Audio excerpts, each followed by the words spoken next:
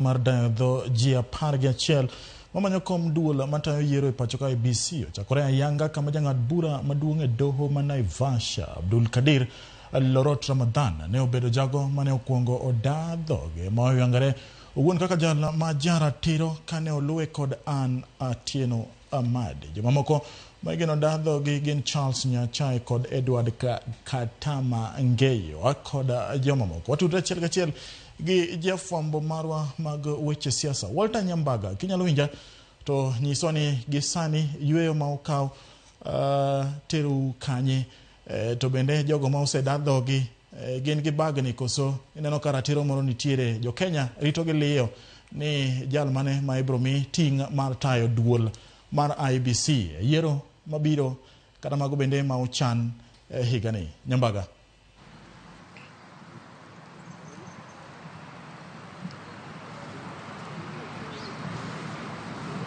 Erokamno japicha nikech wacho ni en kinde mag migago gima duong' ni aput ma dhi nyime kod dayo jogo molap dhogi ndong kata bobni ne bedo jakom duol matayo yiero kod kio pacho ka The Independent Electoral Bodies Commission IEBC okoyuyo machuok. Aput mochwe kom kod Nelson Makanda osebedo ka dayo dho ji ka koro chutho gin ji ariyo moseda dhogi ariyo kinyaka chop seche gendi. Okelo kanyakla jalno ma bende iluongo ni Abdi Lorut mabe dwaro ni mondo bed jakomno eno. Moko kuom gigo mane tem non kata koa kuome en to kenge mag modhi biro godo manyien mapok ne obedie kata jago no ma en jakom duol mar IEBC mosetiyo godo manyien manyalo loko kaka itayo lwasi mag tayo yiero pacho kanyakla kod duol no goendo.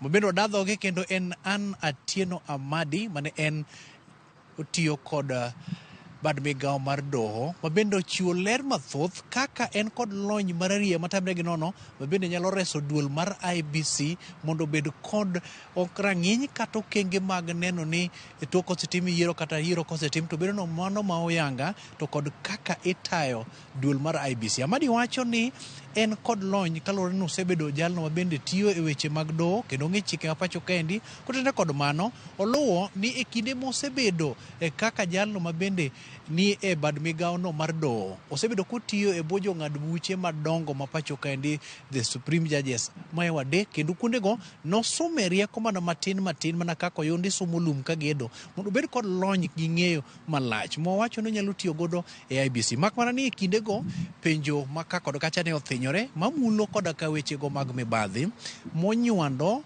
mibadhi mane tude godo kendo gino manomiyo doho ne ochiwo chik mondo ng'wan maromo milion 900 man iluwo neno yudo e yor mibadhi kata kamano no umo yie piny kendo ramo ni gik machalo kod mago ok miene kata matin kendo ok owinjore bedie bura maked kod mano koluwo ni nochopo 2014 noyudo kosechikore kata ogwe tao kowuok e kambi kata mana riwruogno endo manitudo kod bura maked kod mano kogi seche go luwo ni jogo mosebedo kanene ka omako apisi mano mar piny owacho kata apisi mano ma ok en mar ng'ato owuon kata mar sirikal nene kod dwaro makende mar duo nyinge kendo nywando nyinge mak mana ni oler kapamba. Oluwo ni koponi omiye thuolo mar tayo duol mar IEBC to lokruok nyal nene malach. Mak mana ni penjo moko bende ne wuok kuom jogo machalo kaka Nelson Makanda kanyakla kod Adam Solo oloni to en kod chia mane ma onyalo nyiso mondo mi okel pogruok mopogore kod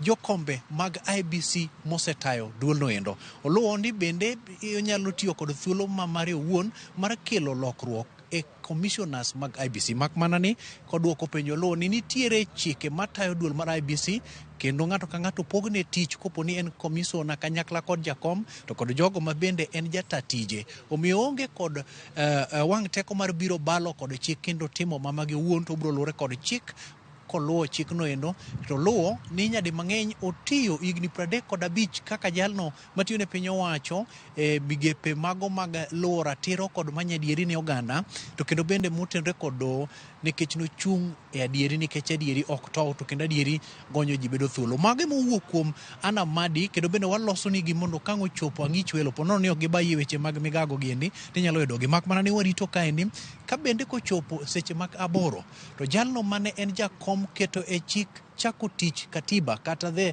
constitution implementation mano Charles Nyachae biro chopo kendi mondo oda dhoge mathoth nyalo wuok e gi seche gini. Nyachae en achiel kuom jogo mantiere board mar kar tiegruok mar piny owacho, the Kenya School of Government.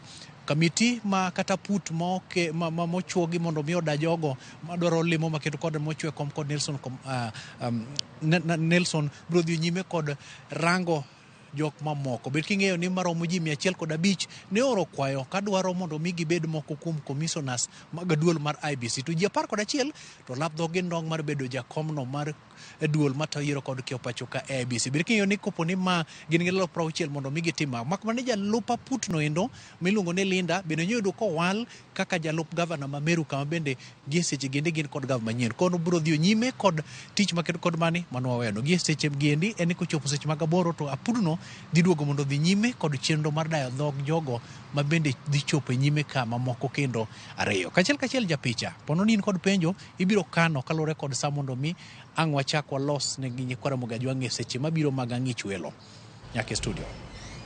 Erokamano Walter Nyambaga. Ang'e gima omiyo inyisa na kan penjo en ni idwa ni Lauri gi Matumbo maneno ka igona picha no. Inyisa ni japicha Matumbo kwe